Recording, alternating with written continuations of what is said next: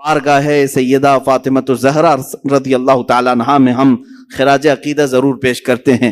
رسول پاک صلی اللہ تعالیٰ علیہ وسلم کی 4 بیٹیاں ہیں، یہاں پر یہ ذکر کرنا مجھے ضروری ہے۔ حضور پاک صلی اللہ علیہ وسلم کی 4 بیٹیاں ہیں اور 3 بیٹے ہیں۔ یہ تمام مسلمانوں کو ازبر کرا دو کہ حضور کی اولاد کتنی ہے؟ 7 ہیں، 3 بیٹے اور 4 بیٹیاں۔ بیٹوں کی وفات بچپن میں ہی ہو گئی، کوئی 6 مہینے سے زیادہ نہیں رہے اس دنیا میں، اور بیٹیاں سب بڑی ہوئیں۔ سب سے بڑی صاحبزادی آپ کی سیدہ زینب رضی اللہ تعالیٰ عنہ، ان کے بعد حضرت رقیہ رضی اللہ تعالیٰ عنہ، ان کے بعد حضرت ام کلثوم رضی اللہ تعالیٰ عنہ، چوتھے نمبر پر سب سے آخری بیٹی حضور کی وہ سیدہ فاطمۃ الزہرا رضی اللہ تعالیٰ عنہ۔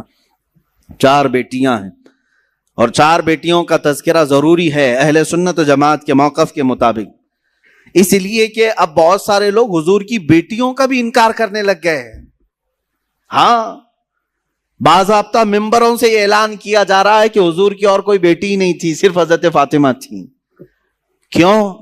میں آپ کو بتاؤں، دوسری بیٹیوں کو اگر مان لیا نا انہوں نے کہ رقیہ بھی تھی، کلثوم بھی تھی، تو پھر حضرت عثمان غنی کو بھی ماننا پڑے گا، کیونکہ حضور صلی اللہ علیہ وسلم کے وہ بھی داماد ہیں، اور ان کو حضرت عثمان غنی ایک آنکھ نہیں بھاتے ہیں۔ یہ حضرت عثمان کا بغض ہے، ان کے اندر عداوت ہے، جس کی وجہ سے حضور کی بیٹیوں کا انکار کر دیا۔ حضور پاک صلی اللہ تعالی علیہ وسلم کی بڑی صاحبزادی، میرے عزیزو، یہ تمام مکاتب فکر کی کتابوں میں بھی موجود ہے، حضور کی 4 بیٹیاں ہیں۔ ہاں، کوئی ایرا غیرہ ابھی نکل کر کے اگر انکار کرے تو اس کے منہ پر اسی کی کتابیں میں مار سکتا ہوں، اس کی اکابرین کی کتابوں کے حوالے بھی میں دے سکتا ہوں۔ بہرحال ہمارے ہاں کوئی اختلاف نہیں رہا۔ ہاں، ان بیٹیوں کے تذکرے زیادہ اس لیے نہیں ہوئے کہ وہ مدینہ طیبہ ہجرت کے بعد جلد ہی وفات پا گئیں، اور سیدہ زینب رضی اللہ تعالیٰ عنہا سے بھی اولاد ہوئی، جیسے کہ حدیث میں بخاری میں بھی ہے، حضور صلی اللہ تعالیٰ علیہ وسلم ان کی بیٹی کو بھی اپنی گود میں لیتے تھے، وہ بھی نواسی تھی، امامہ نام تھا، حضرت زینب کی بیٹی۔ ان کا نکاح ہم حضرت ابو العاص سے کیا گیا جو بعد میں اسلام لائے، اور حضرت رقیہ اور حضرت ام کلثوم مشہور ہیں، یہ حضرت عثمان غنی کے نکاح میں آئی۔ کنفیوز نہ ہونا کہ 2 بہنیں ایک ساتھ نہیں آئیں، بلکہ پہلے حضور صلی اللہ علیہ وسلم نے حضرت رقیہ کا نکاح حضرت عثمان سے کیا، اور وہ نکاح کے بعد بیمار ہوئیں، کافی دن تک بیمار رہیں، اور جنگ بدر میں جب میرے آقا تشریف لے گئے، اس وقت حضرت عثمان غنی کو حضرت رقیہ کی عیادت کے لیے چھوڑ گئے۔ حضور کے مدینہ واپس آنے سے پہلے ہی حضرت رقیہ کا انتقال ہو گیا مدینہ میں، ان کی تدفین بھی ہو گئی۔ جنگ بدر کے موقع پر حضور اکرم صلی اللہ علیہ وسلم بدر میں تھے اور حضرت رقیہ کا انتقال ہو چکا تھا۔ واپس آنے کے بعد حضرت عثمان غنی بہت مغموم رہتے، تب میرے آقا صلی اللہ علیہ وسلم نے اپنی دوسری صاحبزادی حضرت ام کلثوم کا نکاح ان کے ساتھ کیا۔ حضرت ام کلثوم یہ بھی حضرت عثمان غنی کے ساتھ رہیں، اور تقریباً 6-7 سال کے بعد ان کی بھی وفات ہوئی۔ حضرت ام کلثوم رضی اللہ تعالیٰ عنہا کا بھی انتقال مدینہ طیبہ میں ہوا۔ اب حقیر میں جو صاحبزادی بچیں وہ سیدہ کائنات فاطمۃ الزہرا رضی اللہ تعالیٰ عنہ۔ حضور اکرم صلی اللہ تعالیٰ علیہ وسلم کی وفات تک آپ کی اولاد میں اگر کوئی باقی تھی تو صرف سیدہ فاطمہ تھی، اور حضور پاک صلی اللہ علیہ وسلم چھوٹی ہونے کے اعتبار سے اور بہت سارے معاملات کی وجہ سے حضرت فاطمہ کو نہایت عزیز رکھتے تھے، یہاں تک کہ ارشاد فرمایا انما فاطمۃ بضعۃ منی، بے شک فاطمہ میرے ایک جگر کا ٹکڑا ہے، میرے جسم کا ٹکڑا ہے، یسرنی من یسرھا، جس نے اسے خوش کیا اس نے مجھے خوش کیا، اور جس نے اسے تکلیف دی اس نے مجھے تکلیف دی۔ سیدہ فاطمۃ الزہرا کو جس نے تکلیف دی اس نے رسول اللہ کو تکلیف دی۔ یہاں سے آپ اندازہ کریں اس سیدہ کائنات کے بیٹوں کو جنہوں نے دردناک انداز میں شہید کیا، کیا اس ماں کو تکلیف نہیں پہنچی ہوگی؟ سیدنا امام حسین کو اور حضرت امام حسن کو جنہوں نے شہید کیا ہے، وہ ایسے لوگ ہیں جن پر اللہ اس کے رسول کی ہمیشہ کے لیے لعنت ہے اور دردناک عذاب ہے، کیونکہ انہوں نے حضرت فاطمہ کو ایذا دی اور ان کے والد رسول اللہ کو ایذا دی۔ حضرت فاطمہ الزہرا رضی اللہ تعالیٰ عنہا مکہ مکرمہ میں اس وقت بھی حضور پاک صلی اللہ علیہ وسلم کے ساتھ تھیں جب مکہ والے آپ کو ستاتے، پریشان کرتے۔ آپ کی عمر چھوٹی ضرور تھی، لیکن جب حرم کعبہ میں حضور پاک نماز کے لیے جاتے، کفار مکہ اونٹ کی گندی اوجھڑی لا کر ڈال دیا کرتے۔ اس وقت روایات یہ ہیں کہ حضرت فاطمہ دوڑ کر کے آتی اور ان تمام آلائشوں کو نکال کر کے دور کر دیتی اور اپنے والد گرامی سے لپٹ جایا کرتی۔ حضور پاک صلی اللہ تعالی علیہ وسلم کے شانہ بشانہ کھڑے ہونے والی ہر معاملے میں اور ہر چیز میں حضور اکرم صلی اللہ تعالی علیہ وسلم کا ساتھ دینے والی حضرت فاطمہ ہیں۔ پوری زندگی بھر انہوں نے اپنی کوئی خواہش نہیں ظاہر کی کہ مجھے ایسا چاہیے، مجھے ویسا چاہیے۔ لاڈلی بیٹیاں کیا نہیں مانگتی اپنے باپ سے، لیکن میرے آقا صلی اللہ تعالی علیہ وسلم سید الانبیاء ہیں اور کائنات کے آقا و مولا ہیں، اپنی بیٹی سے نہایت محبت کرنے والے۔ اگر وہ بیٹی مانگ لے تو کیا رسول نہیں لا کر دے سکتے؟ لیکن سیدہ کائنات نے زندگی بھر کوئی ایسا سوال نہیں کیا۔ میرے آقا صلی اللہ تعالی علیہ وسلم نے جو دیا اس کو لے لیا، بلکہ جب رسول پاک صلی اللہ تعالی علیہ وسلم کو مکہ والے ستا رہے تھے، پریشان کر رہے تھے، جانتے ہیں جب آپ کا بائیکاٹ کیا گیا تھا، سوشل بائیکاٹ کیا گیا تھا مکہ میں، جب وہ بہت ہی چھوٹی سی تھی، حضرت فاطمہ بہت چھوٹی تھی، میرے آقا صلی اللہ علیہ وسلم نے 2.5 سال سے 3 سال کے درمیان پتے کھائے، چمڑوں کو پانی میں گلا کر کے کھایا۔ اس وقت بھی حضرت فاطمہ الزہرا نہایت ہی صابرہ تھی، کہیں ایسا نہیں کہ بڑی بڑی چیزوں کا سوال کرے۔ بچیوں کو اسی لیے ہم بار بار کہتے ہیں کہ حضرت فاطمہ کو کیوں نہیں پڑھتی؟ تمہاری بیجا خواہشیں کبھی تمہارے شوہروں کو گمراہ کرتی ہیں، کبھی تمہارے باپ کو حرام کمائی پر لے جاتی ہیں۔ تمہاری ناجائز خواہشیں، آج کی بچیوں کی بات میں کر رہا ہوں، تمہارے بھائیوں کو لوٹ مار کرنے پر مجبور کرتی ہیں، یا تو پھر تمہارے شوہروں کو غلط راستے پر جانے پہ مجبور کر دیتی ہیں۔ تمہاری خواہشات ہی تو ہیں بہت سارے مرد جس کی وجہ سے پریشان رہتے ہیں، کمائی نہیں ہے اور مانگ زیادہ ہے۔ ہم نے پرورش میں بھی بچیوں کے ایسے حالات اپنائے ہیں۔ میں بھی بتاؤں گا رسول کریم صلی اللہ تعالی علیہ وسلم نے اپنی بیٹیوں کی پرورش کیسی کی۔ سیدہ فاطمہ الزہرا سلام اللہ علیہا رضی اللہ تعالی عنہا فرماتی ہیں رسول کریم صلی اللہ تعالی علیہ وسلم سے اپنی پوری زندگی میں انہوں نے زیور، کپڑے یا اپنی زندگی گزارنے کی کوئی چیز نہیں طلب کی۔ زندگی میں ایک ہی بار وہ آئی تھی غلام مانگنے کے لیے، تب بھی رسول کریم صلی اللہ علیہ وسلم نے ان کو تسبیح سے نوازا، تسبیح دے کر کے بھیجا، اپنے کام خود کرنا انہیں سکھایا۔ آج ہم اپنی بیٹیوں کی تربیت میں کیا کرتے ہیں؟ جب تک تمہارے گھروں میں بچیاں ہیں تم لاڑ پیار سے خوب پالتے ہو، ٹھیک ہے، اچھی بات ہے، بچیوں کے ساتھ نرم اچھی محبت، ان کے ساتھ شفقت و محبت ضرور ہونی چاہیے، لیکن امور خانہ داری اگر تم نے اسے نہیں سکھایا، میرے عزیزوں، جس گھر میں یہ بیاہ کر کے جاتی ہے اس کے شوہر کا باپ، اس کے شوہر کی ماں جتنے بھی اچھے ہوں، لیکن ساس ساس ہوتی ہے، سسر سسر ہوتا ہے، ماں اور باپ تم ہو، پھر وہاں اس کی تمام چیزوں کو دیکھا جائے گا۔ اگر وہ امور خانہ داری میں برابر نکلی تو وہ لوگوں کی نظر میں محبوب رہے گی، اچھی رہے گی، لیکن اکثر حالات ایسے بگڑے ہیں کہ ہم نے اپنی بچیوں کو لاڈ و پیار سے پالا، کچھ بھی نہیں سکھایا، نہ والدین کے ادب و احترام سکھائے، نہ بڑوں کے ساتھ گفتگو کرنے کے سلیقے ہم نے سکھائے، نہ لوگوں سے مل کر بات کرنے کے انداز ہم نے سکھائے۔ بچیاں کھیلتے کھیلتے ایسی بڑی ہو گئی، کیونکہ باپ کی نظر میں 25 سال کی بیٹی بھی جو ہے وہ بچی ہی ہوتی ہے۔ ارے ہماری ابھی تو چھوٹی بچی ہے، تمہارے لیے بچی ہے لیکن دنیا کے لیے نہیں، بلکہ بچیاں جب تمہاری 5 سال کی ہو جائیں اسی وقت سے تم اس کی تربیت کی فکر کرنے لگ جاؤ، بلکہ اسلام نے اس سے قبل تربیت کا تمہیں سلیقہ دیا ہے۔ سیدہ کائنات فاطمہ الزہرا رضی اللہ تعالیٰ عنہا اس وقت اپنی ماں خدیجۃ الکبریٰ رضی اللہ تعالیٰ عنہا کو کفن پہنا رہی تھی جب ان کی عمر 3 سال کی تھی، 3 سال کی عمر تھی، اس وقت وہ اپنی ماں خدیجۃ الکبریٰ رضی اللہ تعالیٰ عنہا کو کفن پہنا رہی تھی۔ کوئی بچی یہ کام کرے گی؟ حضور پاک صلی اللہ تعالیٰ علیہ وسلم حرم کعبہ میں آئے ہیں نماز کے لیے، سجدہ کر رہے تھے، ایک ظالم وحشی درندے نے اونٹ کی گندی وہ جڑی لا کر حضور کی پیٹھ پر ڈالا۔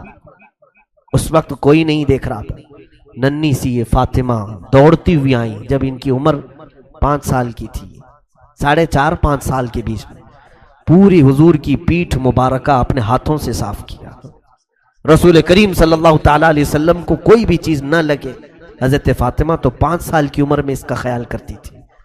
عزیزان گرامی، وہ تربیت اس انداز سے ہوئی تھی کہ امور خانہ داری میں وہ پورا کمال رکھتی تھیں۔ اور اس کے بعد حضور صلی اللہ تعالیٰ علیہ وسلم کی یہ بیٹیاں گھروں میں کھانا بنانا خود جانتی تھیں۔ حضرت خدیجہ کے انتقال کے بعد گھر پورا چلانے کی ذمہ داریاں حضور کی بیٹیوں کے اوپر تھی۔ حضرت فاطمہ رضی اللہ تعالیٰ عنہ نے تو 5 سال کی عمر سے ہی چولہا سنبھالا تھا۔ 5 سال کی عمر میں، 5 سال میں تو ہماری بچیاں صرف کھیلتی ہیں نا۔ میرے عزیزوں، یقیناً تمہاری محبت اپنی جگہ پر، ان کی تربیت پر توجہ تو ہو۔ آپ اگر ان کو سکھانے میں کچھ سختی کرتے ہو تو یہ بچیاں بعد میں تمہیں یاد کر کے فخر کریں گی کہ ہمارے ماں باپ نے ہمیں زیور اخلاق سے نوازا ہے۔ اگر تم شادی میں انہیں زیور نہیں بھی دیے، اخلاق کی دولت دیا، تو پھر یہ پوری زندگی بھر اس جیسی عورت کوئی کہیں نہیں ملے گی۔ دنیا والے بھی دیکھ کر فخر کریں گے کہ اس کے ماں باپ نے اس کو سونا چاندی اگرچہ نہیں دیا لیکن اخلاق کا زیور دے کر کے بھیجا ہے۔ وہ اخلاق کے زیور پر تم توجہ کرو۔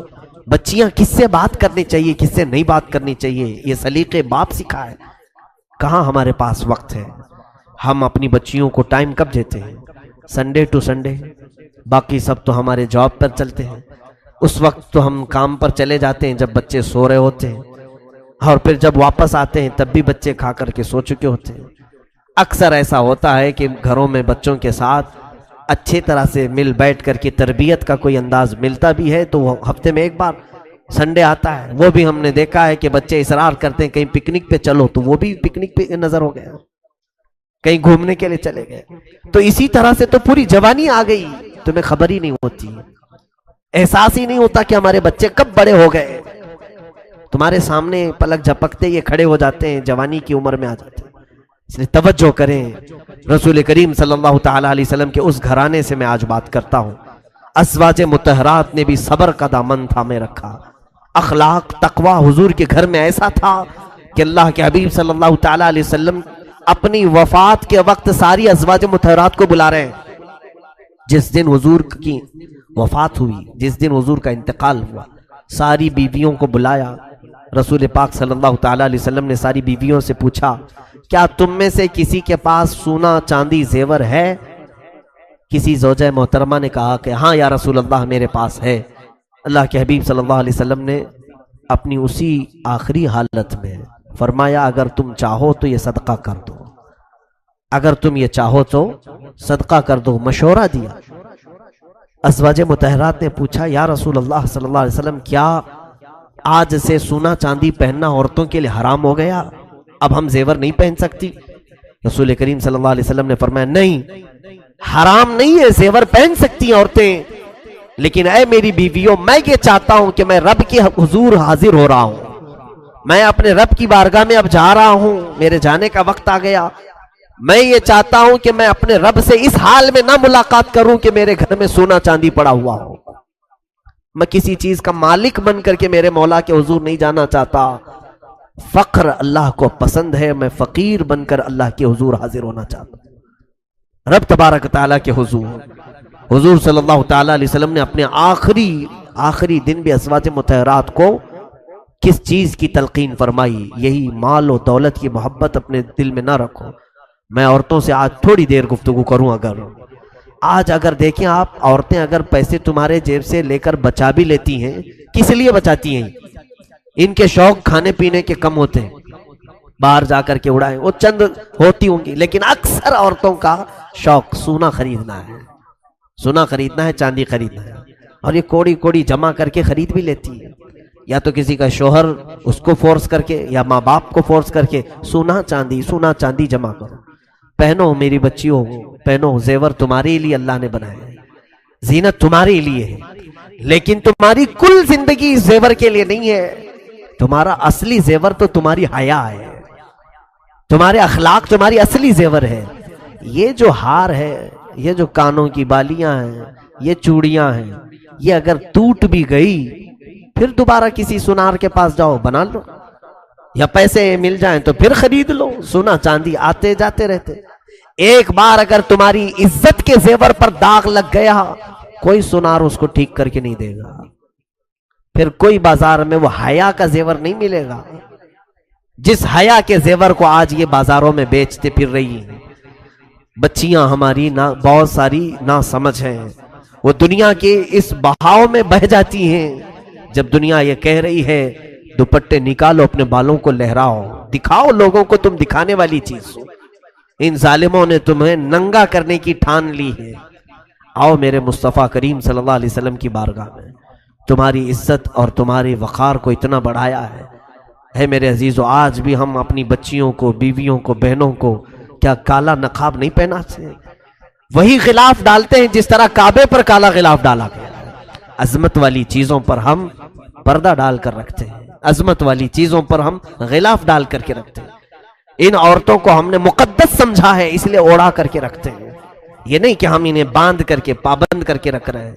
تمہاری عزت، کیونکہ آج درندے ایسے ہیں کہ کوے کے سامنے گوشت رکھو اور پھر یہ کہو کوے کو شریف بننا چاہیے، وہ کیسے شریف بنے گا؟ آج یہی کہہ رہے ہیں نا، جب بھی ہم لباس کے بارے میں بات کرتے ہیں، کچھ ٹی وی کے اینکرز آ کر کے چلاتی ہیں کٹ لباس میں، آپ صرف لڑکیوں کو بولو، عورتوں کو بولو، مردوں کو کیوں نہیں کہتے کہ اپنی نگاہیں نیچے رکھیں؟ میرے عزیزو، قرآن تو بہت پہلے ہی فرمایا ہے کہ مردوں کو نگاہیں نیچی رکھیں، ساتھ میں تمہیں بھی کہا ہے کہ تم اپنی ساری چیزیں ڈھانک کر کے رکھو، اس لیے کہ نگاہیں نیچی شریف آدمی رکھے گا، اور شریر آدمی اور بدماش تو اپنی آنکھیں صرف اسی لیے پھیلاتا رہے گا کہ اسے کہاں چھیتڑے ملیں گے، کہاں اس کو غلاظت ملے گی۔ اور تم کووں کو اگر کہہ دو کہ شریف بن کر کے رہو، ہم گوشت اوپر کھلا رکھے ہوئے، کتنے کوے شریف نکلیں گے؟ کسی سے اگر تمہاری برادری ہو، تعلق ہو، تو وہ کوا ہو سکتا ہے گوشت چھوڑ کے چلا جائے، ورنہ تو کوے کے اندر ہرس ہے، لالچ ہے، وہ ٹھوک مارے گا، گوشت اٹھا لے جائے گا۔ آج ہماری بچیوں کے ساتھ جو ریپ کے کیسز بڑھتے جا رہے ہیں، اس کی ایک اہم وجہ یہ بھی ہے ان کا اظہار، ماڈرن کلچر۔ میرے عزیزو، میری یہ بات جو ہے نان مسلم بھی ایکسیپٹ کرتے ہیں، بہت سارے ہیں، بہت سارے جو مسلمان نہیں ہیں وہ بھی اس بات کو سراہتے ہیں۔ حقیقت ہمارا جو کلچر ہے، ہمارا جو مشرقی کلچر ہے، یہ اس میں الحمدللہ بہت عافیت ہے۔ اگر تم ماڈرن کلچر کی بات کر کے مغربی تہذیب کو لانا چاہتے ہو، ویسٹرن کلچر، تو اس میں تو یہ ہے کہ ماں کون ہے وہ بھی بچے کو معلوم نہیں، باپ کتنے ہیں وہ بھی معلوم نہیں۔ اس کلچر کو تم پسند کرتے ہو جہاں گدھے اور بیل، کتے اتنا نہیں زنا کرتے ہوں گے جتنا مرد اور عورتیں سڑکوں پر کرتے ہیں۔ کیا وہ کلچر تمہیں پسند ہے؟ جنگل کی طرح اگر جانوروں کی طرح جینا پسند ہے تو پھر معاشرے میں رہنے کا مطلب کیا ہے؟ میرے عزیزو، اسلام کے اقدار کو سمجھو، اسلام نے تمہیں عزتوں سے نوازا ہے۔ مرد یقیناً اپنی نگاہوں کی حفاظت کرے، لیکن بچیاں اپنے جسموں کو ڈھانکیں، اپنے جسموں کی نمائش نہ کریں۔ حدیث پاک میں ہے جو عورت صرف خوشبو لگا کر اس لیے نکلتی ہے، خوشبو لگانا منع نہیں ہے، لیکن اس کی نیت اگر یہ ہے کہ بازار میں لوگ میری طرف متوجہ ہو جائیں، میری خوشبو کو سونگیں، سپرے لگا کر، پرفیوم لگا کر عورتیں جس طرح سے چلیں، حدیث پاک میں موجود ہے۔ فرمایا رسول کریم صلی اللہ علیہ وسلم نے کہ وہ زنا کرنے والی عورت ہے، کہ اس نے لوگوں کو زنا کی دعوت دی، کتنوں کی خواہشوں کو بھڑکایا، کتنوں کی نگاہوں کو خراب کیا، یہ مرکز گناہ بن جاتی ہے۔ اور ایک حدیث پاک میں اگر کسی اجنبی مرد نے تمہارے جسم کو بلا حجاب چھوا، زنا بہت دور کی بات ہے، ایک عورت کے ساتھ دوسرا مرد اگر بغیر کسی شرعی تعلق کے چھوا ہے، چھونے کی بات آئی ہے، زنا کی نہیں، چھوا ہے، تو اس عورت پر قبر میں اللہ تعالیٰ 99 سانپ مسلط کرے گا۔ اس میں سے ایک سانپ اتنا قوت والا کہ وہ صرف پونچھ اگر پہاڑ پہ مارے تو پہاڑ پھٹ جائے گا، وہ اس عورت کی قبر پر سانپ مسلط کیے جائیں گے۔ تو اپنے جسم کو کسی کے حوالے ہرگز نہ کرو جب تک تمہارا نکاح نہ ہو جائے۔ اللہ تعالیٰ کی امانت ہو تم، ہماری بچیاں یہ دین اسلام کی امانت ہے، بلکہ میں تو کہتا ہوں رسول پاک صلی اللہ تعالیٰ علیہ وسلم کی عزت تمہارے دوپٹوں کے ساتھ ہے۔ تم نے اگر نکال پھینکا تو لوگ صرف تمہارے نام کو نہیں کوسیں گے، सीधे फातिमा जहरा की कनीज को भी कोसना शुरू करेंगे कि ये नाम इसका फातिमा है, नाम इसका आमिना है, नाम इसका खदीजा है, लेकिन इसका ताल्लुक अखलाक से कोई भी नजर नहीं आता। अजीजा ने गिरामी, मैं बच्चियों से कह रहा था सोने और चांदी के इकट्ठा करने में जो दिनों रात लगाकर पैसे जमा करती हैं, ठीक है जमा कर लिया, सोना भी जमा किया, चांदी भी जमा किया, पता है मैंने देखा है। और जब उसका इंतकाल हो जाता है घर में पर्दा कर लिया गया, एक खातून का इंतकाल हो गया है, सबसे पहले घर की औरतें, बच्चियां हों उसकी या बहनें हों या उसके रिश्तेदार हों, आकर के सबसे पहले वही सोना निकालती हैं उसके कानों से, उसके गले से वो हार निकाल लेती हैं, उसके हाथों से वो चूड़ियां निकाल लेती हैं, पायल निकाल लिए जाते हैं। तुम्हारी रूह क्या निकली कि तुम्हारे घर वाले तुम्हारा पूरा सोना तुमसे सल्ब कर लिए, जिसके लिए तुम कोड़ी कोड़ी जमा करते थे। लेकिन मुझे बताओ कि जिस बच्ची ने कुरान पाक की कोई सूरे याद की और उसकी रूह निकली, मजाल है पूरी दुनिया में कि कोई आकर के तुम्हारे सीने से वो छीन के दिखाए है। निकाल सकता है कोई? तुम्हारे सीने में वो जो चीज महफूज थी वो कब्र में भी रहेगी। बल्कि हदीस पाक में यह है कि जिसने कुरान के हलाल को हलाल समझा और उसके हराम को हराम समझा और उसके पास सीने में कुरान का कोई हिस्सा महफूज रहा, तो उस सीने को कब्र की मिट्टी भी नहीं खाएगी। दुनिया वाले तो छोड़े, यहां जिस जेवर के लिए आज बच्चियां हमारी जान तोड़ कोशिश कर रही, मैं कहता हूं खातिर खा जेवर अगर तुम्हें मिल जाए, एक मियाना रवि, बहुत ज्यादा भी ना हो और बहुत ज्यादा बखालत भी ना हो, अगर है तुम्हारे पास माल तो जितना तुम अपने स्टेटस को देखो, अपने दर्जात को देखो, उसी एतबार से अपने जेवर को खरीदो और इस्तेमाल करो। मैं हराम भी नहीं कह रहा हूं, औरतें जरूर अपनी बालियां पहने, चूड़ियां पहने, हार पहने, हम तो औरतों को जीनत के लिए ये तमाम चीजें दिला भी सकते हैं, लेकिन दरमियानी रास्ता इख्तियार करें। इसमें इतना भी ज्यादा ना हो कि कोई गरीब बच्ची देख करके ललचाने लग जाए, काश मेरे पास माल होता मैं भी एक बड़ा हार ले लेती। ऐसा भी ना हो कि कई बच्चियां हमारे निकाह में चली जाती हैं, उनके पास एक छोटी सी बाली भी नहीं होती कान की। उनके लिए ऐसा वक्त ना आए कि तुम्हें देख करके वो अफसोस करने लगे। अजीजा ने गिरामी, मियाना रवि इख्तियार करें, दरमियाना रास्ता इख्तियार करें। रसूल करीम सल्लल्लाहु ताला अलैहि वसल्लम के इस घराने में कभी ऐसा हुआ है कि हुजूर सल्लल्लाहु ताला अलैहि वसल्लम तशरीफ लाए हैं, 3 दिन तक 4 दिन तक किसी भी ज़ौजा मुतहरा के घर में चूल्हा नहीं जलाया जाता, खाना ही नहीं बनता था। या तो वो रोजे से होती हो या तो फाके से होती, लेकिन शिकायत कभी नहीं करती। औरतें ये भी सीखें कि मर्द की तमाम हालतें हमेशा एक तरह की नहीं होती। आज जब तुम्हारा निकाह हुआ था, तुम्हारा शौहर नौकरी पर था, बिजनेस करता था, अचानक मंदी आ गई या फिर उसकी नौकरी छूट गई, तो क्या औरतें उस मर्द को छोड़ देंगी? औरतें उस मर्द को हमेशा के लिए छोड़कर भाग जाएंगी कि अब ये कमाता नहीं है, कुछ पैसे नहीं लाता है। ऐसे कई मामलात हमने भी देखे हैं। 25 साल खिलाया लेकिन अब उसकी ताकत में कमी आ गई, कुछ तो हुआ जिसकी वजह से अब काम काज नहीं करता, तो औरतें हर जगह जाकर के शोहरा करती हैं, मेरा शोहर नाकारा है, निकम्मा है, कुछ काम नहीं करता। बुखारी शरीफ की हदीस मैं कल ही पढ़ रहा था, रसूल करीम सल्लल्लाहु अलैहि वसल्लम ने फरमाया, मैंने जहन्नम में सबसे ज्यादा औरतों को देखा। सहाबा ने पूछा, या रसूल अल्लाह सल्लल्लाहु अलैहि वसल्लम किस वजह से? हुजूर फरमाते, हुन्ना यकफुरनल अशीर, वो अपने शोहरों की नाफरमानी की वजह से।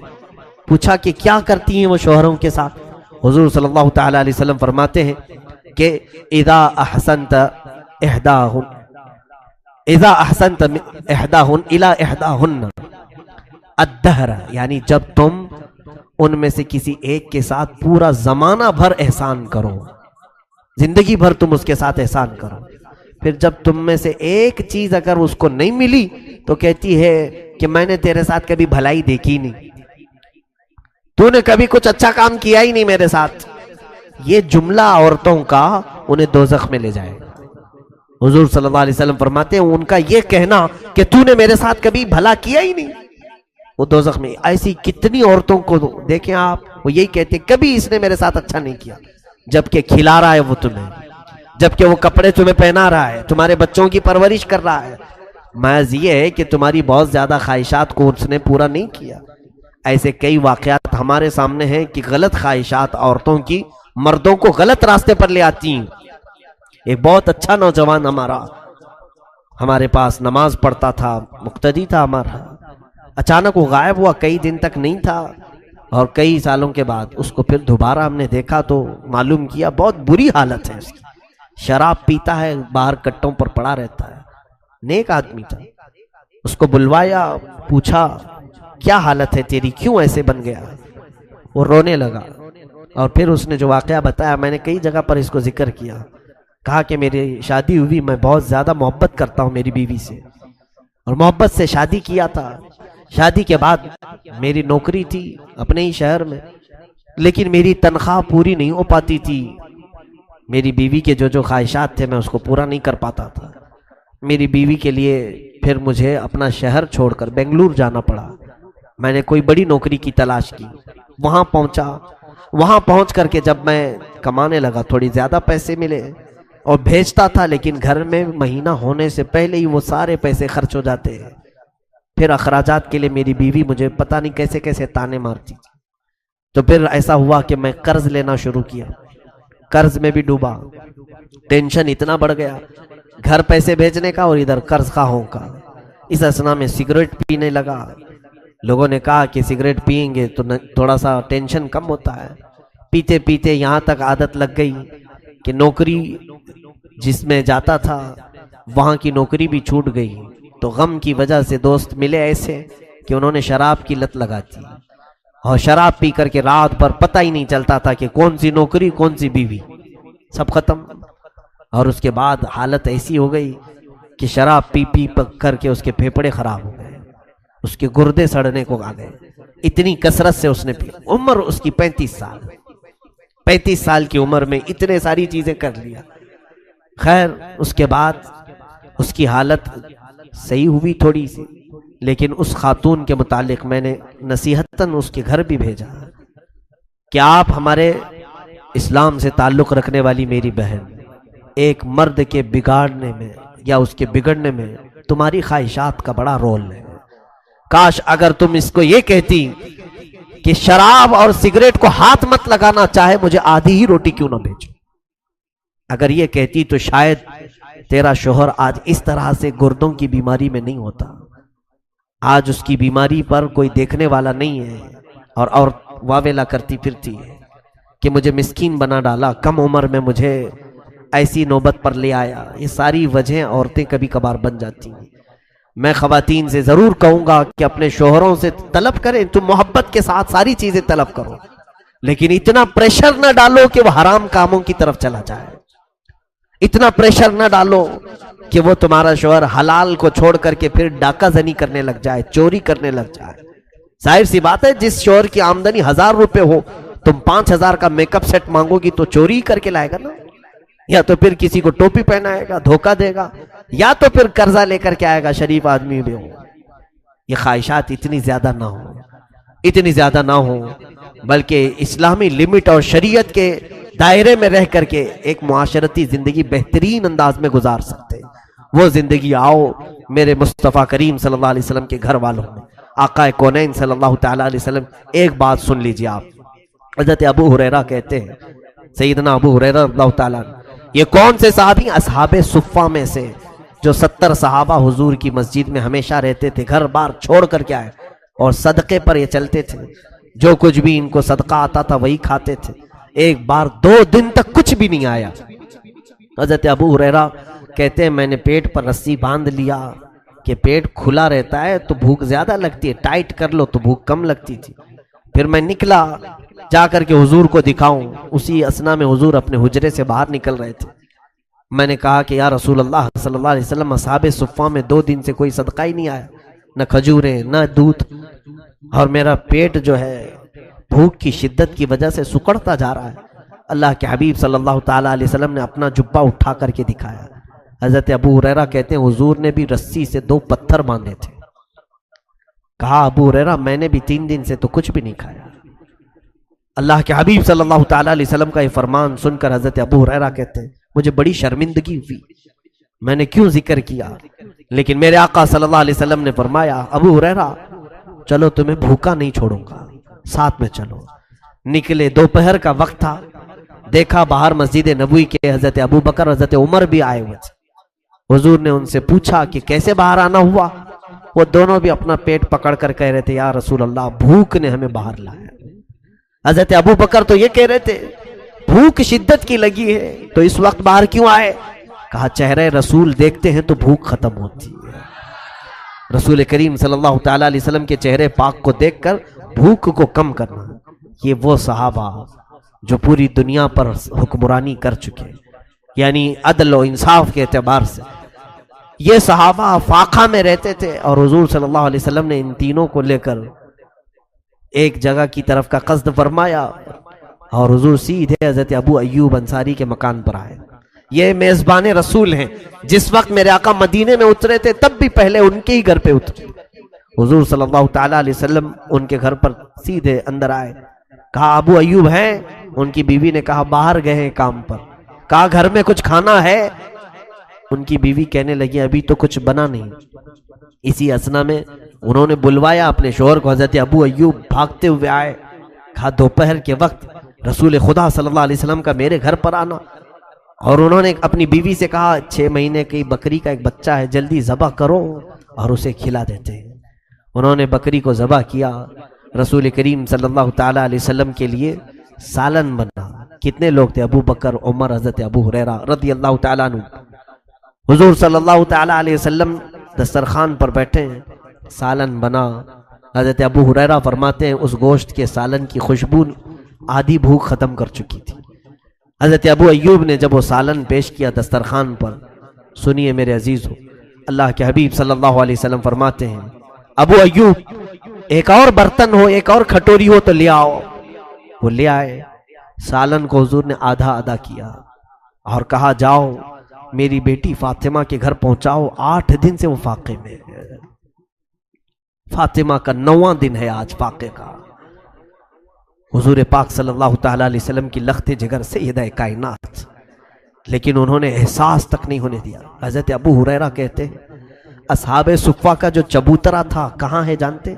حضرت فاطمہ کے گھر سے لگ کر کے تھا، جہاں یہ اصحاب صفہ بیٹھتے ہیں بی بی فاطمہ کے گھر سے لگ کر کے تھا۔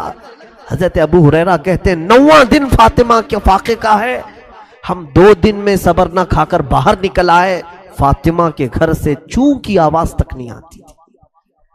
وہاں حسنین کریمین بھی پل رہے ہیں، مولا علی شیر خدا بھی ہیں، ان کا مسجد میں آنا جانا کسی کو احساس تک نہیں دلاتا تھا کہ گھر میں کوئی چیز کی کمی ہے۔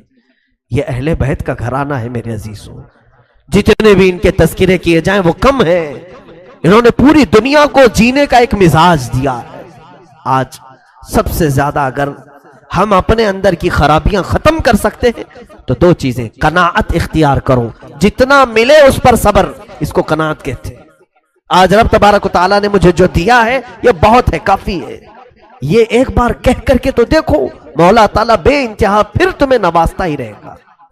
ہر بندہ یہ کیا کہتا ہے ابھی بس نہیں ہوا، ارے اتنے سے تھوڑی نہ چلتا ہے۔ ایک نوکری کرنے والا پھر آ کر کے کہتا ہے حضرت اور ایک نوکری کرنا چاہتا ہوں خالی ٹائم میں۔ کہا اتنے سے کافی نہیں ہو رہا ہے، کہاں اتنے سے ہو پائے گا، ممبئی کی مہنگائی، جبکہ کھانا پانی ساری چیزیں چل رہی ہیں۔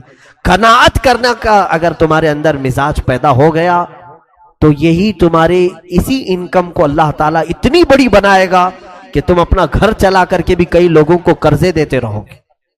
برکت اس کا نام ہے، برکت کثرت کا نام نہیں۔ آپ اگر یہ سوچ کر کے بیٹھے ہوئے کہ اگر آپ کی تنخواہ آج 25,000 ہے اور پڑوسی کی تنخواہ 1 لاکھ ہے تو یہ مت کہنا کیا برکت ہے اس کے گھر میں۔ برکت نہیں، اس کے گھر میں کثرت ہے۔ کثرت یعنی بہت زیادہ ہے، زیادہ ہونے کو برکت نہیں کہتے۔ اگر تم 25,000 میں کھا پی کر کے کسی کے محتاج نہیں تو اس 1 لاکھ سے تمہارے 25 بہتر ہے، تمہارے پاس برکت ہے۔ تو یہ چیز اللہ کی بارگاہ میں طلب کرو کہ مولا جتنا تو عطا کرے اس پر مجھے صبر عطا کر۔ یا عورتیں بھی، مرد بھی، بچے بھی۔ بچوں کی تربیت میں ایک خاص عنصر یہ جو ہمارا ہوتا ہے، یہ ضروری نہیں کہ تمہارے بچے جو بھی طلب کریں فوراً اس کو حاضر کر دو۔ یہ ہم لوگ چاہتے ہیں نا، کچھ لوگ تو کہتے ہیں ہماری کمائی آخر ہے کس کے لیے، انہی کے لیے تو ہے۔ جو مانگے وہ لا کر کے دے دو، جو طلب کرے وہ لا کر کے دے دو. یہ بری خصلت بچوں میں ہم نے ڈالی. اس کے بعد ہوتا یہ ہے کہ باپ سے تو مانگ سکتے ہیں لیکن پھر بعد میں دوسروں سے جب یہ وہی چیز مانگنے لگ جاتے ہیں ان کے منہ بگڑ جاتے ہیں. کیسی عورت ہے یہ کہ صرف مانگتی رہتی ہے، منہ کھلتا ہی رہتا ہے.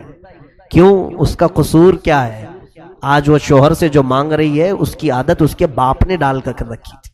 وہ بار بار پوچھتی تھی، باپ ہر چیز لا کر کے دے دیتا تھا. کبھی کبھار بچیوں کو یہ بھی صبر سکھائیں. جیسے رسول کریم صلی اللہ علیہ وسلم چاہتے تو اپنی بیٹی کو ایک نہیں 10 خادم دے سکتے تھے. میری فاطمہ عیش سے زندگی گزارے. بدر کے قیدی غلام بنا کر کے دیے جا رہے تھے، حضرت فاطمہ کو حضور 10 غلام دے سکتے اور صحابہ کو اعتراض کیا ہوتا؟ جنتی خواتین کی سردار کے گھر میں اگر 10 خادم کام کر رہے ہیں فخر سے کام کر سکتے تھے. لیکن حضور نے کیا کہہ کر کے بھیجا؟ فاطمہ جاؤ صبر کرو، تھکن زیادہ ہو جائے تو رات میں تسبیح پڑھو. کبھی کبھار بچیوں کو یہ بھی تلقین کرو. ہر دن اگر اچھے کھانے کی عادت ہمارے پاس ہے تو جان بوجھ کر کے کبھی ہلکا کھانا انہیں کھلانے کی عادت ڈالو تاکہ برے اوقات میں انہیں صبر کرنے کا سلیقہ آ جائے. برے اوقات میں ان کو صبر کرنے کا طریقہ آ جائے. مجھے بات یاد آتی ہے، میں میری تعریف کے لیے نہیں کہہ رہا ہوں، بچپن میں خود ہمارے گھر کی حالت ایسی کہ الحمدللہ ہمیں کبھی کسی چیز کی کمی نہیں ہونے دی. میرے والد محترم بڑے عالم دین تھے، لیکن کئی اوقات ایسے ہوتے کہ ہماری والدہ کو یا بہنوں کو کچن میں جانے سے روک دیتے کہ آج کھانا نہیں بنے گا، کوئی کھانا نہیں بنائیں گے. باقی سارے لوگ کیا کھائیں گے؟ سارے لوگوں کو چوڑا ہوتا ہے اس میں کیلا پیس کر کے وہی کھلا دیتے. سخت ترین ہوتا، چبانے کے لیے کتنا ٹائم لگ جاتا. یہ آج ہمیں احساس ہوتا ہے کہ کبھی کبھار یہ سخت چیزیں بھی ان کے حلق سے اتارو تاکہ زندگی گزارنے کے ان کو سلیقے آ جائیں. کیونکہ وقت زندگی میں ہمیشہ ایک طرح نہیں ہوتا. کبھی تم سب لٹ گئے، اگر کہیں تمہارے اوپر اچانک غریبی آ گئی تو یہ جو چٹخارے لگے ہوئے زبان کے پھر کیا کرو گے؟ روز اچھے کھانے کے جو مزے لگے ہوئے ہیں، اچانک اگر تمہارے پاس مال نہیں ہوگا تو پھر شیطان تمہارے اندر یہ کوشش کرنے کی یہ عادت ڈالنے کی کوشش کرے گا کہ چلو فلاں جگہ چوری کر لو تو تمہاری زبان کو سکون مل جائے گا. پھر آدمی اپنی لذتوں کے لیے یا تو کسی کو دھوکہ دیتا ہے یا چوری کرتا ہے. حتیٰ کہ کئی ایسے لوگ آج دنیا میں ہیں جو اپنے جسم بیچنے کا کاروبار بھی صرف اس لیے کر رہے ہیں کہ ان کی خواہشات بڑی ہیں، ان کی خواہشات زیادہ ہیں. اسی لیے قرآن پاک میں اللہ نے فرمایا ارأیت من اتخذ الہہ ہوا. اے محبوب آپ نے نہیں دیکھا ان لوگوں کو جنہوں نے اپنی خواہشات کو ہی اپنا خدا بنا لیا ہے. بہت سارے لوگ ہیں ایسے جنہوں نے اپنی خواہشات کو خدا بنا لیا ہے. میری خواہش اگر آج رات فلاں جگہ جانے کی ہے تو میں جا کر کے رہوں گا، کوئی مجھے نہیں روک سکتا. خدا کے لیے جو کام جس طرح بندہ کرتا ہے ویسے کچھ لوگ اپنی خواہشات کے لیے کرتے ہیں، اپنی خواہشات کے لیے سب کو چھوڑتے ہیں. ماں باپ چلاتے رہے رات بھر، نہیں میری خواہش ہے آج جانا ہے تو جانا ہے. یہ کئی لوگوں کی جو خواہشات ہیں انہوں نے اپنی خواہشات کو خدا بنا لیا. اور اللہ تعالیٰ کیا فرماتا ہے؟ رب تعالیٰ اپنے حبیب صلی اللہ تعالیٰ علیہ وسلم کو فرماتا ہے کہ اے نبی آپ ایسے لوگوں کی حمایت کریں گے؟ ہرگز نہ کرنا ایسے لوگوں کی حمایت، ایسے لوگوں کی حمایت نہ کریں. حضور کو اللہ تعالیٰ منع فرما رہا ہے جو صرف خواہش کے پیچھے لگے رہتے ہیں، صرف خواہش کے پیچھے. قربان کرو میرے عزیزوں، کچھ چیزوں میں صبر کرنا سیکھو. سیدہ کائنات فاطمہ الزہرا رضی اللہ تعالیٰ عنہا حضور صلی اللہ تعالیٰ علیہ وسلم کی وہ لخت جگر ہیں کہ یہودی عورتوں نے ایک بار پلان بنایا. فاطمہ کے جسم پر جو کپڑے ہوتے ہیں وہ پیوند لگے ہوتے ہیں، کپڑوں پہ بھی پیوند لگا رہتا تھا. رسول خدا کی بیٹی ہیں. یہودیوں نے، عورتوں نے ایک دعوت رکھی اور اس میں حضرت فاطمہ کو بلایا کھانے کے لیے. نہیں وہ کوئی ایسا ہی کہ اس میں سارے شہر کی اچھی خاصی عورتیں تھیں. حضرت فاطمہ سے کہا کہ تم آؤ اپنے اسلام کی دعوت دو. تو اس غرض سے حضرت فاطمہ کو بلائے، لیکن ان کی نیت کیا تھی کہ حضرت فاطمہ کے لباس پر سارے لوگ ہنسیں. رسول خدا کی بیٹی کیسا لباس پہن کے آئی، اس کے پاس پہننے کو لباس تک نہیں ہے. حضرت فاطمہ نے منظور کر لیا، میں آؤں گی جہاں اسلام کی بات ہوگی، رسول کریم صلی اللہ تعالیٰ علیہ وسلم کے دین کی بات ہوگی. رات کو جب نکلنے لگی، اللہ اکبر، روایت میں ہے کہ حضرت فاطمہ الزہرا رضی اللہ تعالیٰ عنہا کے گھر جنتی لباس آیا جبرائیل امین کے ذریعے سے. حضرت فاطمہ کو حضور نے پیش کیا. حضرت فاطمہ وہ جوڑا پہن کر کیا آئی ہیں. اللہ اکبر. عورتیں بتاتی ہیں کہ وہ اندھیرے کمرے میں آئے تو پورا روشنی ہو چکی تھی. ویسا لباس ہم نے نہ کبھی سنا تھا نہ دیکھا تھا. پوچھا فاطمہ سے کہ فاطمہ ہم تو آج کسی فنکشن یا دعوت کے لیے نہیں بلائے تھے, ہم تو صرف تمہارے لباس کا مذاق اڑانے کے لیے آج دعوت دیے تھے, یہ لباس تمہارے جسم پر آیا کیسے؟ حضرت فاطمہ نے کہا او خواتین, جب کوئی اللہ والوں کا مذاق اڑانا چاہے اللہ تعالیٰ ان کے منہ پر ایسے رد کے لیے لباس اتارتا ہے کہ پھر دنیا میں ان کا کوئی جواب نہیں ہوتا.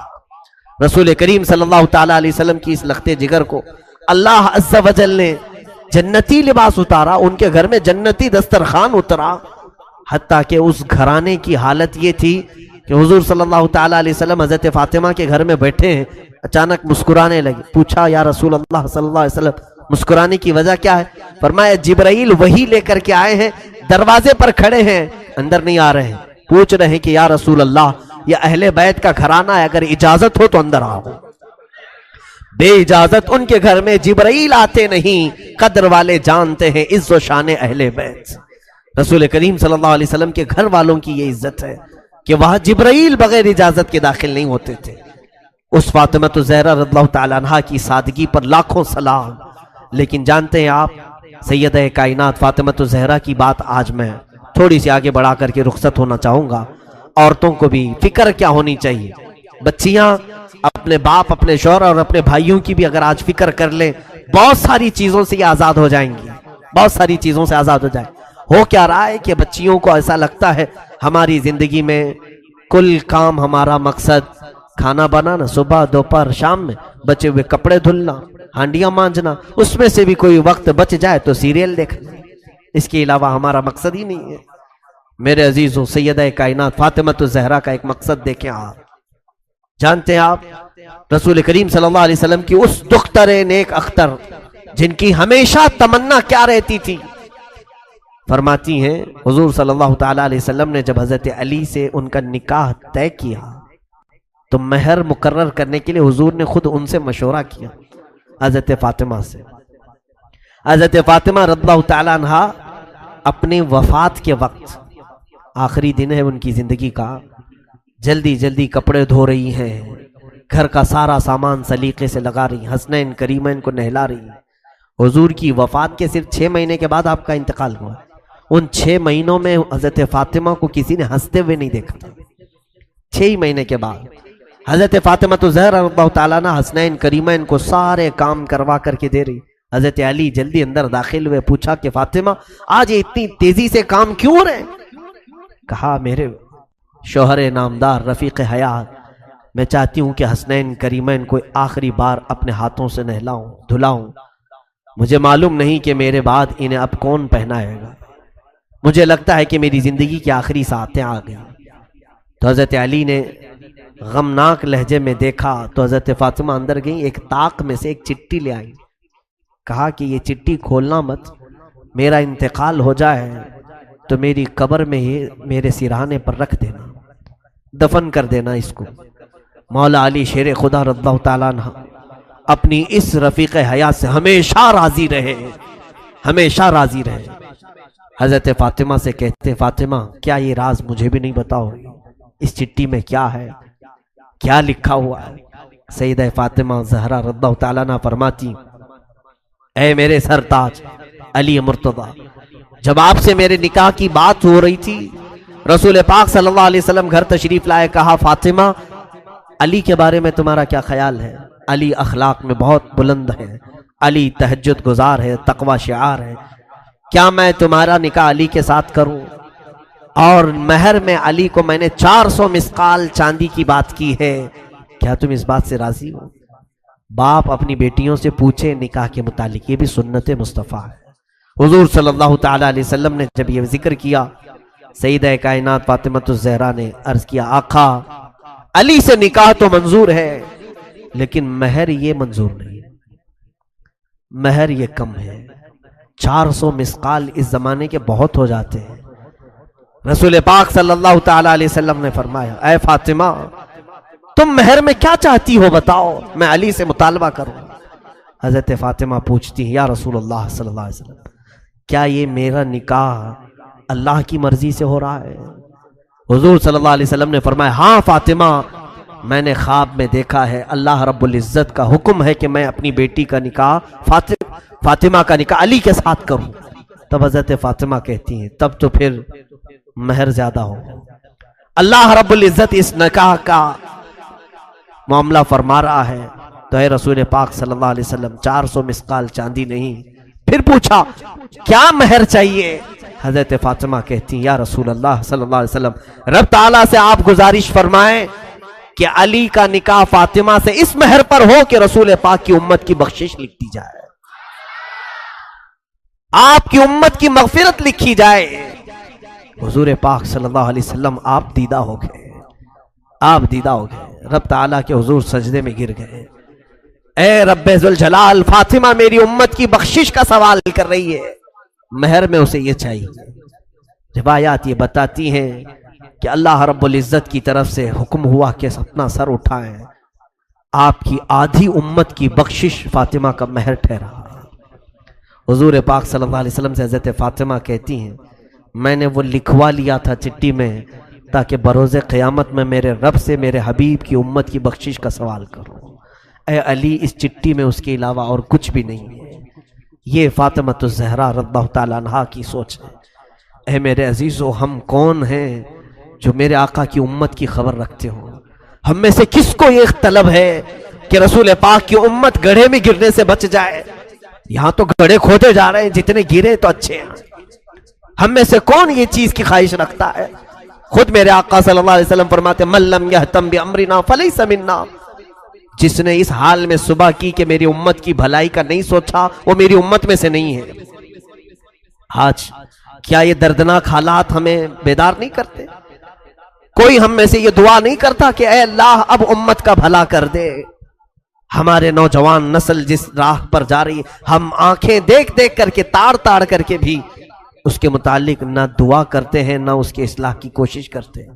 وہ حضرت فاطمہ تھی جو گھبرا جاتی تھی، کیونکہ انہیں معلوم تھا کہ حضور کو اگر کوئی ایک درد ستاتا ہے تو وہ امت کی فکر کا درد ہے، امت کا غم ہے، امت کی بخشش کا درد۔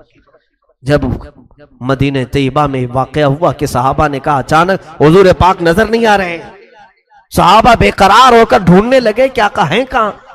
ایک صحابی نے پا لیا حضور مدینے کے نواح میں دور کسی ایک جنگل کے پاس سجدے میں ہیں، اور حضرت ابو بکر وہاں ڈھونڈتے ہوئے پہنچے۔ ایک بکریاں چرانے والا گزر رہا تھا، پوچھا کیا میرے آقا کو تو نے دیکھا ہے؟ رسول پاک صلی اللہ تعالیٰ علیہ وسلم ہمیں کئی لمحے ہو گئے نظر نہیں آ رہے۔ اس چرواہے نے کہا میں نہیں جانتا تمہارا نبی کون ہے، تمہارا آقا کون ہے، ہاں البتہ اس پہاڑ کے پیچھے کوئی ایک آدمی اتنا رو رہا ہے کہ اس کے رونے کی آواز سے میری بکریوں نے کھانا چھوڑ دیا ہے، چارہ چھوڑ دیا ہے۔ حضرت ابو بکر نے کہا یقیناً اس طرح کا رونا تو میرے آقا کا ہی ہوگا۔ حضرت ابو بکر نے پوچھا اس چرواہے سے اے بندے تو بکریاں چرا رہا ہے، رونے والے کو دیکھا وہ کیا کہہ کر کے رو رہا ہے؟ کہا پتہ نہیں، امت امت کہتا ہے اور روتا جاتا ہے۔ حضرت ابو بکر بے اختیار روتے ہوئے قریب آئے۔ سید الانبیاء صلی اللہ تعالیٰ علیہ وسلم کے آنسوؤں سے زمین تر تھی، کہہ رہے تھے میرے آقا رب ذوالجلال کے حضور، اے مولا میری امت کو میرے حوالے کر دے، میری امت کو میرے حوالے کر دے، میری امت بڑی بھولی ہے وہ مجھے نہیں پہچانتی۔ سچ فرمایا آقا آپ نے، آپ کی امت آپ کو کہاں پہچان رہی ہے؟ آج ہم نے دوسروں کو پہچان لیا، اپنے نبی کونین صلی اللہ تعالیٰ علیہ وسلم کو پہچاننے سے دور بھاگتے ہیں۔ بتانے کے لیے اگر کوئی کوشش بھی کرے تو ہمارے اخلاق ایسے ہیں، ہم حضور کو سننا نہیں چاہ رہے ہیں۔ دیکھو آج ہمارے گھروں میں جا کر بچوں کو اٹھا کر کے پوچھو، ہر فلمی ہیرو کا بایو ڈاٹا اسے یاد ہوگا، کون کہاں رہتا ہے، کون کیسی ایکٹنگ کرتا ہے، کس کے کتنے فلم ہیں، سارے اسے یاد ہیں۔ اسے اگر میرے آقا کی ذات کے بارے میں پوچھو تو کچھ بھی نہیں جانتا، کچھ نہیں جانتا۔ صحابہ کے بعد دیگرے وہاں آئے، سبوں نے درخواست کی کہ آقا سر مبارک کو اٹھائیں، سجدہ اتنا طویل ہو گیا تو جسم پر تکلیف ہو جائے گی۔ حضور پاک صلی اللہ تعالیٰ علیہ وسلم اسی طرح سجدے میں ہے۔ تو اس کے بعد صحابہ نے کہا کہ حضور کسی کی بھی بات پر سر نہیں اٹھاتے، مشورہ یہی طے پایا کہ حضرت فاطمہ کو بلایا جائے. اگر حضرت فاطمہ کہیں گی تو حضور ضرور سر اٹھائیں گے. سبوں نے جا کر کے سیدہ کے گھر یہ درخواست کی کہ اللہ کے حبیب تمہارے بابا سر جو سجدے میں رکھیں اٹھاتے نہیں، بے اختیار روتے جا رہے ہیں. سیدہ حجاب کے ساتھ آئیں، پردے کے ساتھ آئیں. سارے لوگ ہٹ گئے.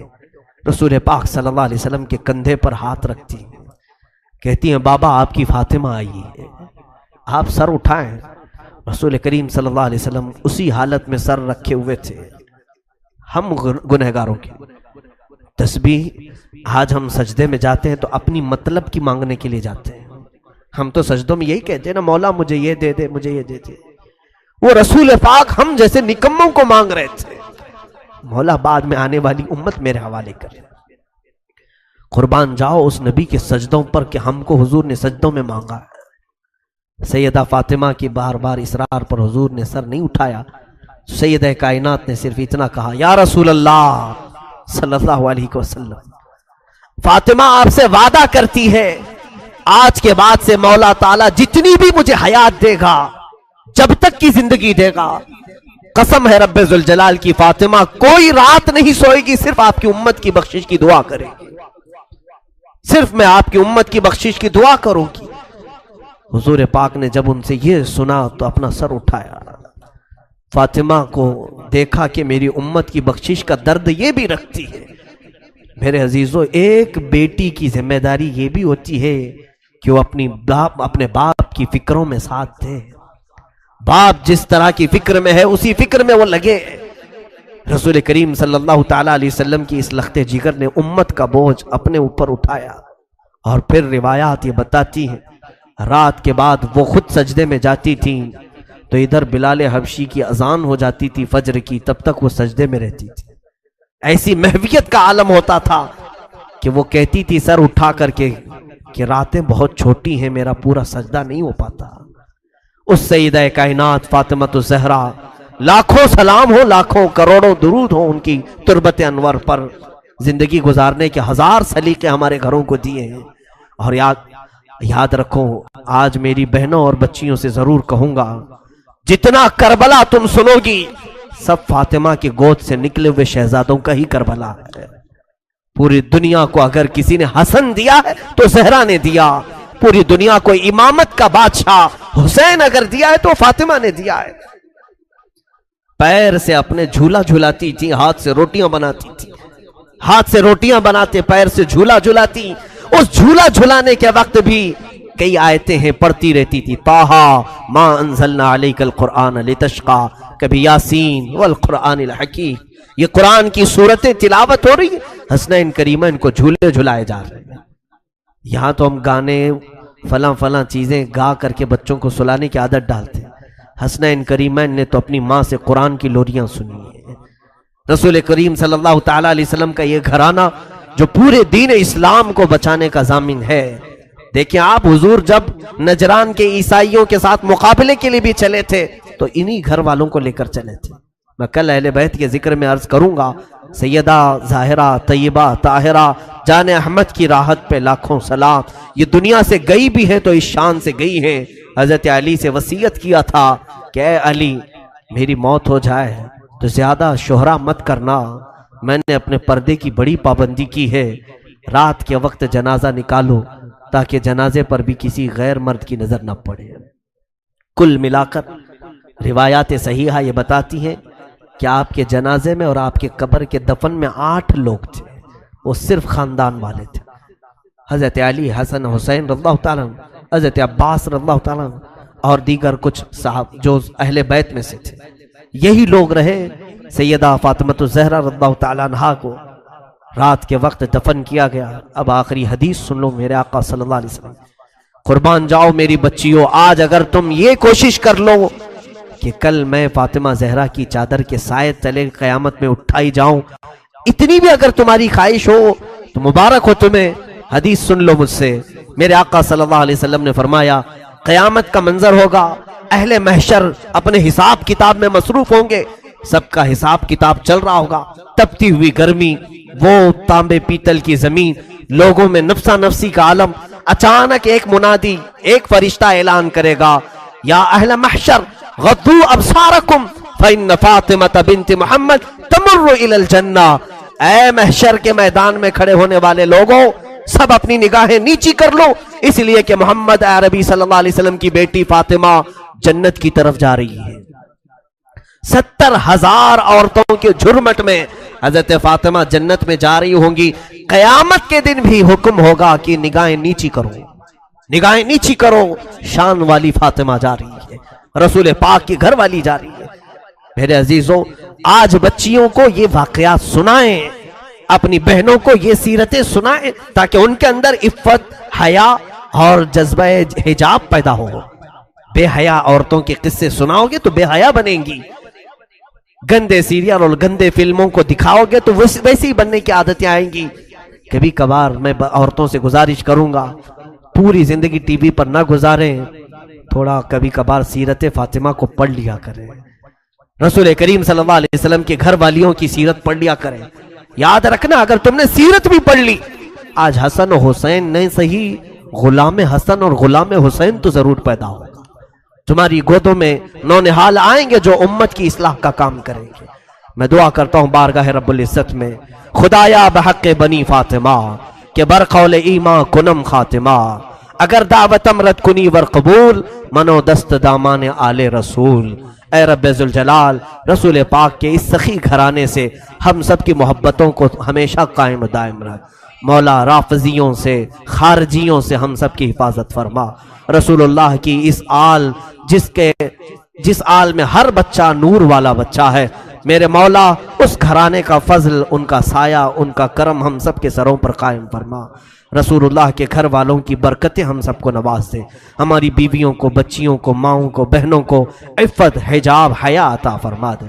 ऐ करीम खुदा रहमर राहिमी, जितने इस महफिल में हाजिर हैं और जो दूर से सुन रहे हैं, बच्चियां, औरतें, घरों की खवातीन, सबको मौला चादर ज़ोहरा अता फरमा दे। क़यामत के दिन मौला हमारे घर वालियों को सबको उस फातिमा ज़हरा की झुरमट में जगह अता फरमा दे, जिस झुरमट में फातिमा तो ज़हरा रज़ियल्लाहु ताला अन्हा जन्नत की तरफ जा रही हो, उसी झुरमट में मौला हमारी माओं, बहनों और बच्चियों का हशर फरमा दे। ऐ करीम खुदा, आज पूरी दुनिया को फिर से फातिमा की ज़रूरत है, जो ऐसी गोद से हसन हुसैन पैदा करे, जो करबला के वाक़यात के बाद फिर से इस्लाम को ज़िंदा करे। मौला हम सबको ऐसी ख़वातीन अता फरमा, ऐसे इस्लाह करने वाले बच्चे अता फरमा, हमारे मुआशरे को नज़र बद से महफूज फरमा। करीम खुदा, हमारी मजलिसों को अपनी बारगाह में कबूल फरमा और हमारी इस मजलिस को हमारी नजात का ज़रिया बना दे। क़यामत के दिन इसी मजलिस को हमारी बख्शिश का ज़रिया बना दे। उम्मत मुस्तफ़ा की खैर हो मौला, दुश्मनाने इस्लाम को तू तबाह बर्बाद फरमा, उनके नापाक मंसूबों को तू खाक में मिला दे। इस्लाम और सुन्नियत का बोल बाला फरमा, कुफ्र और शिर्क का मुंह काला फरमा। ऐ रब्बे ज़ुल जलाल, हमारी दुआओं को रसूल करीम सल्लल्लाहु अलैहि वसल्लम की नालेन पाक के सदक़े। पैसे उतने आते नहीं है, लेकिन बीवी तलब ज्यादा करती है, बेटियां मांगती बहुत हैं। मुझे हैरत होती है, अफसोस है उन बच्चियों के लिए जो 18-20 साल अपने माँ बाप के यहाँ पलती हैं, खाती हैं, पीती हैं, और फिर किसी औबाश के साथ भाग करके चली जाती हैं और ये कहती मेरे बाप ने थोड़ी ना मुझे कुछ दिया है, ये लौंडा अभी जो आया है इसने मुझे 5,000 का जोड़ा दे दिया, 10,000 का जोड़ा दे दिया, फला दे दिया। मुआज़ल्लाह। अजीज़ान गिरामी, वालिदैन की नफरत ये जो जवानी में आकर के आती है, उसकी एक वजह मैं बताऊं। बच्चियों की तरबियत सिर्फ खिलौने लाकर, मिठाइयां लाकर, अच्छे खूबसूरत कपड़े लाकर के ना करो। अगर तुम चाहते हो कि तुम्हारी बेटियां सही सलामत रहें तो बचपन से ही उनके सीनों में अल्लाह उसके रसूल की मोहब्बत डालो। अगर तुमने उनको अल्लाह और उसके रसूल के करीब किया, असलाफ की रिवायतें पढ़ाई, जवानी में अल्लाह खुद तुम्हारी मोहब्बत उनके सीनों में डालेगा। वो माँ बाप की कदर करने वाली बनेंगी, अपने वालिदैन का एहतराम करने वालियां बनेंगी। लेकिन आज रोते हुए बहुत सारे माँ बाप को मैंने देखा है, कहते हैं हजरत हमने क्या नहीं किया इनके साथ, सब ला करके दे दिया है, अच्छी स्कूल में पढ़ाया, अच्छी चीजें ला कर दी, जो मांगती थी सब ला करके दिया, और सबसे बड़ी ख्वाहिश इसको अच्छा मोबाइल भी ला के दिया, बाइक भी दिलाया, सब किया, उसके बावजूद हमें ठुकरा करके जा रही है। میرے عزیز تم نے سب دے دیا، یہ دنیا دیا اسے، لیکن بچپن سے کاش اسے اللہ اس کے رسول کی محبت دیا ہوتا۔ تو آج کے وقت دیکھو، دلوں میں محبت ڈالنا تمہارا کام نہیں ہے، دلوں میں محبت پیدا کرنا یہ اللہ رب العزت کی طرف سے ہوتا ہے۔ اگر تم اس کی محبت ڈالو گے تو تمہاری محبت اللہ اس کے سینے میں ڈالے گا، تمہاری اولاد کے سینے میں رکھے گا۔ میں بات کہتا ہوں سیدہ کائنات فاطمہ الزہرا رضی اللہ تعالی عنہا کی، جب آپ کے نکاح کا وقت آیا، حضرت علی کرم اللہ وجہہ الکریم کی طرف سے جب پیغام آیا، حضور اکرم صلی اللہ علیہ وسلم نے فوراً قبول کیا اور دونوں کا نکاح کیا، سادگی سے نکاح ہوا۔ تھوڑا سا جہیز جو حضور پاک صلی اللہ علیہ وسلم نے، ان کے جہیز کا لفظ جو استعمال کیا جاتا ہے، بعض لوگ اس کے جواز کے لیے اپنے سارے ساز و سامان اکٹھا کرنے کے لیے اس جہیز کا لفظ استعمال کر دے۔ بات در حقیقت یہ تھی کہ حضرت علی حضور کے ساتھ ہی رہتے تھے مدینے میں، جب ہجرت کر کے آئے تھے تو مدینے میں حضور کے ساتھ رہتے تھے۔ جب شادی ہوئی تو گھر الگ کرنا پڑا، تو جب نیا گھر لیا گیا تو حضور نے کچھ سامان دلایا، یہی جہیز ہے۔ بھائی نیا گھر دلایا جا رہا ہے، آج سے نئی زندگی وہ شروع کر رہے ہیں تو کچھ تو سامان لگے گا۔ میرے آقا صلی اللہ تعالی علیہ وسلم نے وہ گھر میں برتنے کے جو سامان حضرت فاطمہ کو دلائے، اسی کو جہیز کا نام دے کر کے یہاں کروڑوں وصول کرنے لگ گئے۔ ہاں یہاں تو 4 لوگ ایک ہی گھر میں رہتے ہیں، پھر بھی جہیز لا رہے ہیں۔ بڑا بھائی بھی لایا، منجلا بھائی بھی لایا، تیسرا بھی لایا، اب تجوریاں رکھنے کی جگہ بھی نہیں ہے، پھر بھی لایا۔ وہ نیا گھر بنایا گیا تھا حضرت علی کا، تو انہیں حضرت فاطمہ کے ساتھ رہنے کے لیے جو سامان دیا گیا میرے آقا صلی اللہ علیہ وسلم کی طرف سے۔ اور یہ بھی میں آپ کو بتاؤں کہ یہ جو سامان دیا گیا تھا، روایات میں ملتا ہے کہ حضرت علی نے جو مہر کی رقم دی تھی اسی رقم سے دلایا تھا۔ میرے آقا صلی اللہ تعالی علیہ وسلم نے، حضرت علی رضی اللہ تعالیٰ عنہ نے جو مہر ادا کیا، اتنا مہر کوئی نہیں دینا چاہتا آج۔ مہر نظر نہیں آتا لیکن جہیز نظر آتا ہے۔ حضرت فاطمہ کا جہیز لوگوں کو معلوم ہے، حضرت علی کا مہر نہیں معلوم۔ 10,000 سے زیادہ ہو جائے تو جماعت میں جھگڑے چلتے ہیں، مہر اتنا زیادہ کیوں رکھا؟ اور جوڑا 25,000 کا عورت کی طرف سے ضرور چاہیے۔ تم 10,000 کا مہر اپنی اس عورت کو نہیں دینا چاہتے جس کے ساتھ پوری زندگی بتانے والے ہو، وہ اپنا پورا جسم تمہارے حوالے کر رہی ہے، 10,000 کا مہر نہیں دینا چاہتے۔ 786 روپے کو رکھو مولانا، بس اتنا ہی کافی ہے۔ 786 روپے میں پوری اس کی 50 سال زندگی خرید رہے ہو، پتہ نہیں کتنی زندگی، 50 ہے، 25 ہے، 40 ہے، جو بھی ہے۔ میرے عزیزو، مہر جو ہے اس کا شرعی حق ہے جو اس کی پوری زندگی کے لیے تم دے رہے ہو۔ یہ نہیں کہ خالی ایک رات کا یہ معاوضہ ہے یا ایک شادی کے دن کا کوئی نذرانہ ہے، پوری زندگی کا اس کا حق ہے۔ آپ انصاف تو کر کے دیکھو، آپ اس سے اصول کتنا رہے اور اسے دے کیا رہے ہیں۔ ہاں شادی کے وقت جو تمہارے لیے اس کا باپ خرچہ کرتا ہے وہ پتہ نہیں کتنے لاکھوں میں چلا گیا۔ بہرحال میں اس عنوان پر نہیں جاتا۔ سیدہ کائنات فاطمہ الزہرا رضی اللہ تعالیٰ عنہا کی ایک بات مجھے یاد آتی ہے۔ حضور پاک صلی اللہ تعالیٰ علیہ وسلم ان کے پاس تشریف لائے، کہا فاطمہ تمہارا نکاح علی کے ساتھ کر رہا ہوں، منظور ہے؟ حضرت فاطمہ نے کہا بابا جان آپ جو فرمائیں منظور ہے۔ حضرت علی مہر کتنا دیں گے؟ حضور پاک صلی اللہ علیہ وسلم نے فرمایا 400 مسقال چاندی دیں گے۔ 400 مسقال چاندی، وہی زمانے کا حساب کیلکولیشن الگ ہوتا ہے، آپ کسی بھی دارالفتہ سے سوال کر کے پوچھ سکتے ہیں کہ اس وقت کیلکولیشن میں کتنا بیٹھتا ہے اگر کسی کو شوق ہے تو۔ حضرت فاطمہ کا یہ مہر طے پایا، مہر مقرر بھی ہو گیا۔ بعض روایات میں یہ ملتا ہے کہ حضرت فاطمہ نے کہا اے اللہ کے نبی صلی اللہ علیہ وسلم یہ نکاح کس کی جانب سے ہو رہا ہے؟ حضور نے فرمایا اللہ کی طرف سے، اللہ تعالیٰ نے پسند فرمایا کہ تمہارا نکاح علی کے ساتھ ہو۔ تو حضرت فاطمہ کہتی ہیں تو پھر میرا مہر بھی اسی شان کے مطابق ہونا چاہیے۔ 400 مسقال چاندی، کہا میرا مہر بھی اس شان کے مطابق رکھیں جو اللہ تعالیٰ نکاح کر رہا ہے۔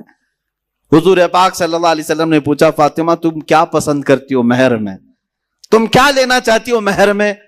حضرت فاطمہ نے کیا کہا؟ اللہ اکبر، قربان جاؤ مسلمانوں، کہتی ہیں آقا اگر اللہ نکاح کر رہا ہے تو رب تعالیٰ سے یہ لکھوا لیں کہ آپ کی امت کی بخشش میرے مہر میں رکھی جائے. اللہ اکبر. آپ کی امت کی مغفرت اور بخشش میرے مہر میں رکھی جائے. خواہشیں ہوں تو ایسی ہوں, تمنائیں ہوں تو ایسی ہوں.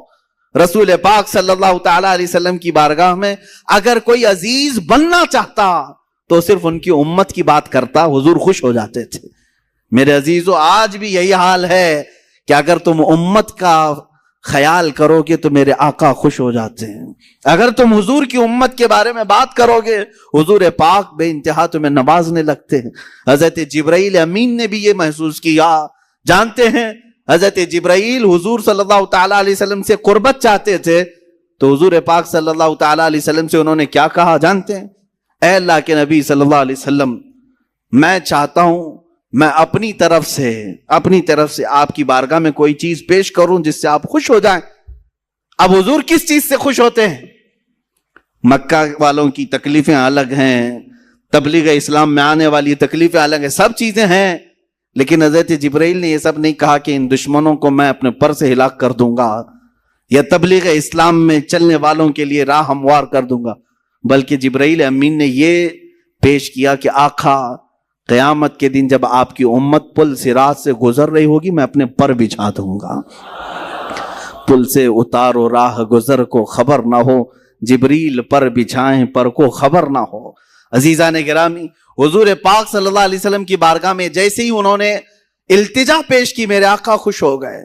حضور اکرم صلی اللہ تعالی علیہ وسلم کی احادیث سے یہ بھی ملتا ہے, جس نے یہ دعا کی اللہم اغفر امت محمد صلی اللہ علیہ وسلم مغفرتا عامہ, اللہم ارحم امت محمد صلی اللہ علیہ وسلم رحمتا عامہ. اے اللہ امت محمدیہ کی عام مغفرت فرما, اے اللہ امت محمدیہ پر عام رحم فرما. جس نے یہ دو دعائیں کی حضور فرماتے میری شفاعت اس پہ واجب ہو گئی.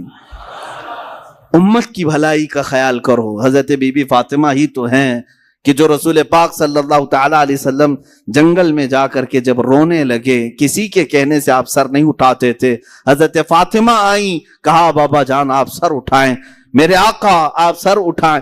حضور پاک امت کے غم میں رو رہے تھے کہ اللہ تعالیٰ میری امت کی بخشش ہو جائے. حضرت فاطمہ نے کیا کہا جانتے ہیں؟ حضور سے اتنا عرض کیا کہ یا رسول اللہ جب تک آپ کی فاطمہ زندہ ہے کوئی رات سوئے گی نہیں, آپ کی امت کی مغفرت کی دعا کرتی رہے گی. حضور پاک نے سر اٹھا دیا. حضور پاک صلی اللہ علیہ وسلم کے پاس جب کبھی کوئی امت کی بھلائی کی بات کرتا ہے میرے آقا اس پر نوازشیں زیادہ کرتے ہیں. آج بھی اگر تم چاہتے ہو مسلمانوں کہ نبی کونین کو خوش دیکھو اور حضور پاک کا دیدار کرنا چاہتے ہو تو بھلائی امت میں لگ جاؤ. ایک رات وہ بھی آئے گی کہ میرے آقا خود تمہیں اپنے دیدار سے مشرف کریں گے. امت کی بھلائی کا خیال تو کرو. حضور پاک صلی اللہ علیہ وسلم کی بھولی بھالی امت کے لیے فکر تو کرو. سیدہ کائنات نے ہمیں یہ مزاج دیا, فاطمۃ الزہرا رضی اللہ تعالیٰ عنہا نے ہمیں یہ مزاج دیا. ساتھ ہی میں ہر اس بیٹی کو بھی کہتا ہوں جو اپنے باپ کا خیال کرے, اپنے باپ کا خیال نہیں کرتی ہے, وہ سوچے کہ حضرت فاطمہ رضی اللہ تعالیٰ عنہا حضور اکرم صلی اللہ تعالیٰ علیہ وسلم کا کس قدر خیال فرماتے